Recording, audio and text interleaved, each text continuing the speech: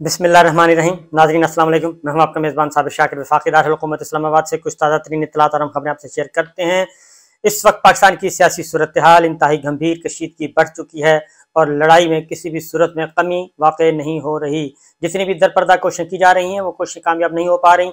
इमरान खान साहब को पाकिस्तान छोड़ने की जो कहा गया था, पेशकश नहीं थी बल्कि इमरान खान साहब को कहा गया था कि आप कुछ अर्से के लिए पाकिस्तान से चले जाएं और पाकिस्तान से चले जाएं, सूरत हाल को मामूल पर आने दें और उसके बाद फिर हम इस मामले को देखते हैं। लेकिन इमरान खान साहब ने पाकिस्तान छोड़ने से मुकम्मल तौर पे इनकार कर दिया है और ये खबर मैंने आपको 4-5 दिन पहले दी थी और आज उन्होंने इस खबर की तस्दीक कर दिया जब वो मीडिया टॉक कर रहे थे। जब सर्च ऑपरेशन हुआ उनके घर का और वो टीम सर्च ऑपरेशन करके गई तो उसके बाद उन्होंने मीडिया टॉक में उन्होंने वाज़े तौर पर 3-4 बातें की और उन 3-4 बातों में ही सारी असल में खबर है। क्योंकि उन्होंने कहा कि ना ही मुझे एनआरओ की ज़रूरत है, ना ही मैंने कोई जुर्म किया है, ना ही हमने कोई ऐसा काम किया है जिसकी वजह से मैं डर कर पाकिस्तान से बाहर चला जाऊं और मुझे किसी जेल का डर हो या किसी मिलिट्री कोर्ट्स का या किसी फ़ौजी अदालत का या फ़ौजी कानून का, इसका मुझे कोई फ़िक्र नहीं है। और पाकिस्तान से बाहर उन्होंने कहा कि मेरा कुछ भी नहीं है, पाकिस्तान में बाहर 1 रुपए की भी प्रॉपर्टी मेरी बाहर नहीं है, जो कुछ है पाकिस्तान के अंदर है और तमाम प्रॉपर्टी पाकिस्तान में है हर तरह की, और मैंने यहीं रहना है और ना ही मैं पाकिस्तान छोड़ूंगा ना ही ज़मान पार्क छोड़ूंगा, अपने घर में रहूंगा और खुश खुरम रहूंगा। इसलिए उन्होंने कहा ये तो आप पेज ही सफाई फाड़ दें कि मैं कोई इस तरह का कंप्रोमाइज़ करूंगा। ये तो उनकी तरफ से आज बाकायदा तौर पे ओपनली ये बात कह दी गई है कि इमरान खान साहब ने वाज़े तौर पे वो एनआरओ और बैरून मुल्क जाने का वो ख़त्म कर दिया। अब एक और चीज़, अब एक और काम भी किया जा रहा है। उसकी वजह है कि उनको डराया जा रहा है, उनको डराया ये जा रहा है, उनको भी। और जो पाकिस्तान की जेलों में इस वक्त तकरीबन 10,000 लोग कैद हैं, 10,000 सियासी कैदी इस वक्त पाकिस्तान की जेलों में मौजूद हैं। और 10,000 के 10,000 कैदी, उनको क्या कहा जा रहा है? उनको भी यही डराया जा रहा है कि देखें ये मिलिट्री कोर्ट है, ये फौजी कानून है, ये फौजी अदालतें हैं और आपकी कोई सुनवाई नहीं होगी बाहर और आपको बुलाया जाएगा और 2 दिन के अंदर अंदर आपको 10 साल कैद, 15 साल कैद, 20 साल कैद, 25 साल कैद, सजाए मौत ये सुना दी जाएंगी। और मिसाल दी जा रही है वो जो माजी में एक नौजवान बाजवा के दौर में जो अरेस्ट हुआ था और उसको सजा हुई थी मिलिट्री कोर्ट्स में, अस्करी फैमिली के जो नौजवान हैं उनके बारे में कि देखें वो किस हालत में है। उन्होंने भी यही काम किया था और उन्होंने सिर्फ एक खत लिखा था। आप लोगों पे तो इल्ज़ाम है कि कोर कमांडर आपने जलाया है, कोर कमांडर हाउस। तो ये सारा कुछ हो रहा है। अब इसके अलावा क्या ऑप्शन है? क्योंकि अगले जो 2 दिन हैं वो बहुत ही इंपॉर्टेंट हैं। आज रात, कल का दिन और कल की रात बहुत इंपॉर्टेंट है। अगले 48 घंटे आप कह लें, और इन 48 घंटों में मामलात कुछ ठंडे भी हो सकते हैं और अगर कुछ ठंडे ना हुए तो बिल्कुल एक नई किस्म की आग भड़क सकती है और वो किसी को भी नुकसान पहुंचा सकती है। उसकी रीज़न बड़ी क्लियर है कि जो सर्च ऑपरेशन हुआ, उस सर्च ऑपरेशन का मतलब हरगिज़ सर्च नहीं था, वो सर्च ऑपरेशन नहीं था। उसके पीछे कुछ और अवामिल, कुछ और मकासद कार फरमा थे और वो सारी की सारी बातें सामने आ चुकी हैं। क्योंकि जो शराइत रखी गई सर्च ऑपरेशन की, जब टीम अंदर चली गई, सर्च वारंट लेके अंदर बैठ के खान साहब ने कहा कि देख लें हमारे लोग भी आपके साथ हैं और हमने देखा भी कि लोग सर्च कर रहे हैं, लेकिन उन्होंने कहा कि नहीं, पहले जी आप सब लोगों को बाहर जाना होगा, यानी कि घर खाली करें, उसके बाद हम सर्च करेंगे। उसके बाद किस बात की क्या गारंटी है कि इमरान खान साहब जो हैं उन पे कातलाना हमला हो चुका है, एक पे गोलियां लग चुकी हैं, दूसरे में वो बाल बचे, जुडिशल कॉम्प्लेक्स से वहाँ से भागना पड़ा और वो सारा सीन जो है, तो फिर ज़मान पार्क ऑपरेशन 2 दफ़ा हो चुका है। तो वो किस लिए एतबार करें? आखिर वो घर में करना क्या चाहते हैं? खाली घर हो, उन्होंने कहा जी सारे फैमिली चले जाएं, खाली घर हो और खाली घर का हम सर्च करेंगे। अब मसला है कि 40 दहशतगर्द उन्होंने कहा, नंबर 1। तो मैं भी एक बात बता दूं कि जो मुज़ाकराती टीम थी, ऑफिसर्स हैं, उन्होंने पूछा इमरान खान साहब ने कि वो दहशतगर्द कौन से दहशतगर्द हैं जो कि आप कह रहे हैं, कि उन्होंने फिर माजरत की, जी नहीं दहशतगर्द नहीं, वो तो आमिर मीर जो है मिनिस्टर, उन्होंने कोई बहुत ज़्यादा कर दिया, उन्होंने उनकी गैर जिम्मेदारी थी कि उन्होंने दहशतगर्द का, नहीं दहशतगर्द नहीं है, ये वांटेड लोग हैं, हमें मतलूब हैं, ये मतलूब लोग हैं और इनके खिलाफ हमारे पास कोई FIR हैं, ये जो भी है ये मतलूब है, वांटेड लोग हैं, दहशतगर्द नहीं है। अब आमिर मीर के एक दहशतगर्द बोलने से, लफ्ज़ दहशतगर्द इस्तेमाल करने से, ये पूरी दुनिया में इस वक्त आलमी ज़राए अबलाग इस एक जुमले को, आमिर मीर के एक जुमले को लेके पूरा आलमी ज़राए अबलाग और हमारे दुश्मन मुल्क जो हैं वो लेके बैठे हैं और वो इसका ढोल पीट रहे हैं, और ढोल ठीक ठाक पीट रहे हैं, और इसमें नुकसान पाकिस्तान का पहुंच रहा है कि 40 दहशतगर्द जो है वो भी गैर मुल्की, वो बैठे हैं इमरान खान साहब के घर। ये है सूरत हाल, और वहाँ पे कोई चीज़ उनको नज़र नहीं आई। लिहाजा एक तो उन्होंने माजरत की थी, वांटेड है। उसमें अगेन मैं कहूँगा कि कुछ ऐसी चीज़ें हैं जो दिल मान नहीं रहा कि गड़बड़ है, उसके पीछे कुछ है।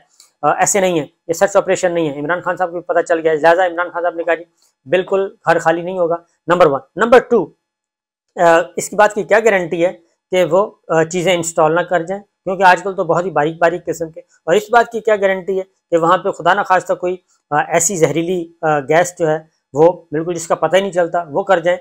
तो ये सारा घर खाली करके और उसके बाद सर्च ऑपरेशन, ये कोई समझ नहीं आई बात कि आखिर माजरा है क्या। इसीलिए इमरान खान साहब ने इनकार कर दिया कि बिल्कुल नहीं, ऐसा कुछ नहीं होगा।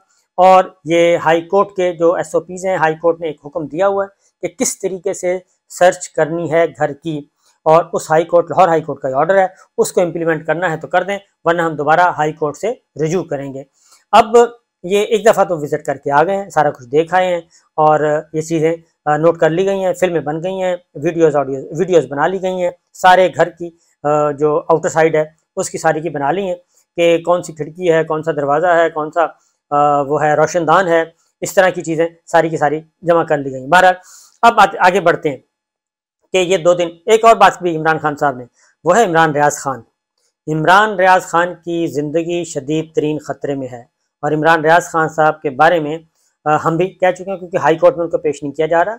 चीफ जस्टिस साहब मुसलसल उनके लिए कर रहे हैं, IG साहब कोई जवाब नहीं दे रहे, पुलिस कोई जवाब नहीं दे रही, तसल्ली बख्श, इंतहाई गैर तसल्ली बख्श। और इमरान रियाज खान के बारे में इमरान खान ने ये कह दिया है कि उनकी ज़िंदगी ख़तरे में है। खुदा न खास्ता उनकी ज़िंदगी को अगर कुछ हुआ तो ये एक बहुत बड़ा अलमिया होगा। शहीद अरशद शरीफ शोर मचाते रहे, उनको हम नहीं बचा सके। उन्होंने चीफ जस्टिस ऑफ पाकिस्तान को भी ख़त लिखा था, प्रेसिडेंट ऑफ पाकिस्तान को भी लिखा था, उन्हें मुल्क छोड़ना पड़ा, केनिया में जाके उनको मारा गया। लेकिन अब इमरान रियाज खान की ज़िंदगी को ख़तरा है। उन्होंने मेरा भी जिक्र किया कि मैं भी बैरून मुल्क हूँ, डॉक्टर मोहित का जिक्र किया। इस तरह बहुत सारे लोग जो हैं वो बैरून मुल्क हैं, जो कि इस वक्त अपनी ज़िंदगी बचाने के लिए बैठे हुए हैं। बहरहाल अब आते हैं असल मेन खबर की तरफ। जी, मेन खबर क्या है? आज रात को मुलाकातें होनी है, और हो सकता है, क्योंकि इमरान खान साहब ने एक बात तो वाज़ेह तौर पे कह दी है कि अगर बात करनी है तो इलेक्शन पे करें, इलेक्शन करवाएं। मैं सिर्फ फ्री एंड फेयर इलेक्शन मांगता हूं और कुछ नहीं मांगता। बाकी ये फौजी अदालतों की और फौजी कानून की ये धमकियां मुझे ना दें, और इससे कोई फ़र्क नहीं पड़ेगा। और ये धमकियां अगर आप देंगे तो इससे मामला हल होने वाले नहीं हैं, क्योंकि जो कैद लोग हैं उनको भी यही धमकियां दी जा रही हैं, खा वो ख़वातीन हैं खा वो मर्द हैं, उनको भी मिलिट्री कोर्ट से डराया जा रहा है। और बुनियादी मकसद यही है कि पाकिस्तान तहरीक इंसाफ को तोड़ दिया जाए, क्रश कर दिया जाए, और अभी तक उसमें कोई कामयाबी हासिल नहीं हुई। कोई भी नामवर आदमी नहीं गया। आमिर महमूद कयानी वो गए हैं, और एक मलक अमीन असलम गए हैं। मलक अमीन असलम जीते हुए नहीं थे, और आमिर महमूद कयानी जीते हुए थे, वो गए हैं। और इमरान खान साहब ने वाज़ेह तौर पर कहा है कि जो लोग जा रहे हैं उनके साथ मेरी मुकम्मल तौर पे हमदर्दी है, मुझे कोई गुस्सा नहीं है, क्योंकि मुझे अंदाज़ा है कि जब आप किसी घर में उनकी ख़वातीन को उठा कर ले आएंगे और ख़वातीन के साथ उनकी बीवी, बहन, बेटी, माँ, उसके साथ बदतमीज़ी करेंगे, बेहुरमती करेंगे, तो उसके बाद इंसान मजबूर होकर क्या नहीं कर सकता। तो यही कुछ डराया धमकाया जा रहा है। अब अगर आज बात कामयाब होती, एक और बात भी की जा रही है जी। इमरान खान साहब के हाथ में एक तरफ वो कहते हैं कि बैरून मुल्क चले जाएँ, फटा क्या है, झगड़ा किधर है? और वो जो आर्मी चीफ की तकरीर है सियालकोट वाली, वो अब वायरल हो गई है। वो तकरीर वायरल हो गई है, और अब वो तकरीर हर जगह पे पहुंच रही है, सोशल मीडिया पे भी, डिजिटल मीडिया पे भी, और यहाँ तक कि मैंने आपको बताया ज़ल्म खलीलजाद तक पहुंच गई, यानी बैरून मुल्क भी पहुंच चुकी है। और वो तकरीर काफ़ी, अगर वो सच है, क्योंकि अभी तक DGI SPR उसकी तरदीद नहीं कर रहे, हालांकि कर देनी चाहिए, कोई वजाहत कर देनी चाहिए, क्योंकि उस तकरीर को लेके बहुत सारी चीज़ें गलत फहमियाँ पैदा हो रही हैं। बहरहाल मामला ये है कि अब ये लड़ाई जो इस वक्त है जी, वो है आर्मी चीफ और साबिक वज़ीर आज़म इमरान खान। ये लड़ाई है, ये पर्सनैलिटी क्लैश है, मैं आपको बता रहा हूँ पहले दिन से, और अब ये बढ़ गई है। और अब इतनी बढ़ गई है कि इमरान खान साहब की तरफ से तो मुसलसल वजाहतें आ रही हैं, सब कुछ आ रहा है कि भाई मेरा कोई झगड़ा नहीं है। लेकिन आर्मी चीफ जो हैं वो इस मामले में कोई भी रिवर्स गेयर लगाने के लिए तैयार नहीं है। और वो जो कुछ हो रहा है उससे अंदाज़ा यही लगता है कि अब मुझे नहीं लगता कि अब आर्मी चीफ और इमरान खान साहब और आर्मी चीफ इकट्ठे चल सकेंगे, क्योंकि मेरी बात हुई, बहुत सारे लोगों से बात हुई, और चूँकि टेम्परेचर बहुत हो गया, बहुत ज़्यादा बढ़ा दिया टेम्परेचर को। और फ़ौज के अंदर मैं आपको बताऊं कि बहुत ज़्यादा, ख़ास तौर पे जो रिटायर्ड लोग हैं वो बहुत ज़्यादा नाराज़ हैं। उन्होंने ट्वीट्स भी कर दी हैं, उन्होंने बता भी दिया है कि जो रिटायर्ड फ़ौजी बुज़ुर्ग हैं वो भी फ़ौज का हिस्सा होते हैं, जो रिटायर्ड फ़ौजी बुज़ुर्गों की फैमिलीज़ होती हैं वो भी रिटायर्ड फ़ौज का हिस्सा होते हैं, और आपस में मिक्सअप होते हैं, गपशप लगाते हैं, मिलते हैं, वही फैमिली है। फ़ौजी अफसर की, फ़ौजी जवान की जो लाइफ है 40 साल उधर गुजरती है, तो उनकी ज़िंदगी वापस उन्हीं में ही होती है, आपस में गपशप। तो साबिक आर्मी चीफ आसिफ नवज़ाद जंजुआ साहब की फैमिली जो है, उनको जो उठाया गया, उनको गिरफ्तार किया गया है, उससे भी काफ़ी रद्द-ए-अमल, शदीद तरीन रद्द-ए-अमल है, और गुस्सा पाया जाता है कि ये एक इमरान खान साहब की बुग़्ज़ में, पाकिस्तान तहरीक इंसाफ के बुग़्ज़ में ये एक ऐलान जंग कर दिया है, और ऐलान जंग सीनियर रिटायर्ड अफसरान के बारे में भी। अब ये रिटायर्ड फ़ौजी बुज़ुर्गों की तंजीम है, उनकी तरफ से प्रेस रिलीज़, उसमें आर्मी चीफ के उन अल्फाज, army chief general Asim Munir साहब के उन अल्फाज की शदीद मजम्मत की गई है जो उन्होंने रिटायर्ड फ़ौजी बुज़ुर्गों के बारे में इस्तेमाल किए।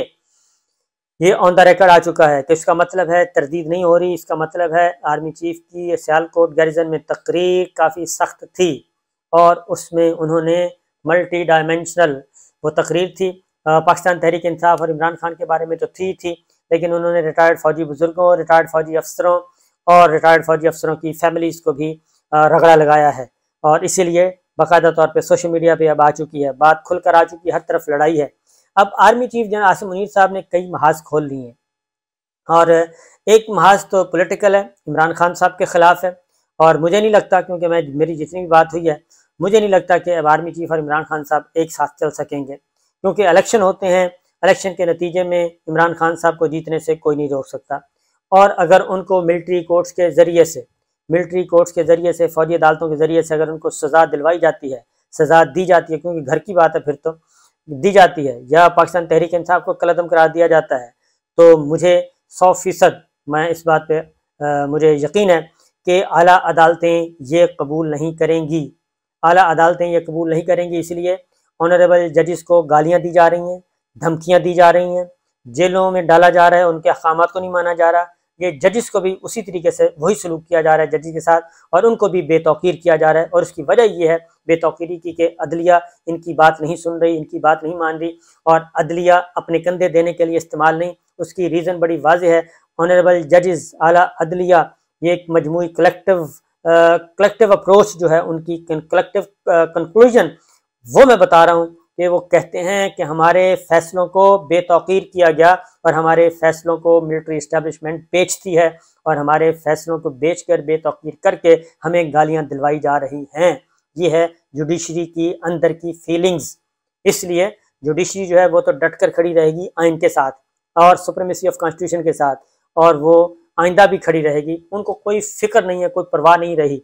आप 2, 4, 6, 8, 10, क्योंकि 12-14 जजेस के खिलाफ तो आप कंप्लेंट करवा चुके हैं, गलीज किस्म का प्रोपेगेंडा कर चुके हैं, अब पीछे क्या रह गया। लिहाजा जजेस भी डट कर बैठे हैं, खड़े हैं, वो बहुत कमज़ोर हालत में होने के बावजूद बहुत तगड़े फैसले कर रहे हैं। इसलिए अब आर्मी चीफ और इमरान खान, आर्मी चीफ ने देखें, मिलिट्री इस्टेब्लिशमेंट उसका कैप्टन होता है जी आर्मी चीफ।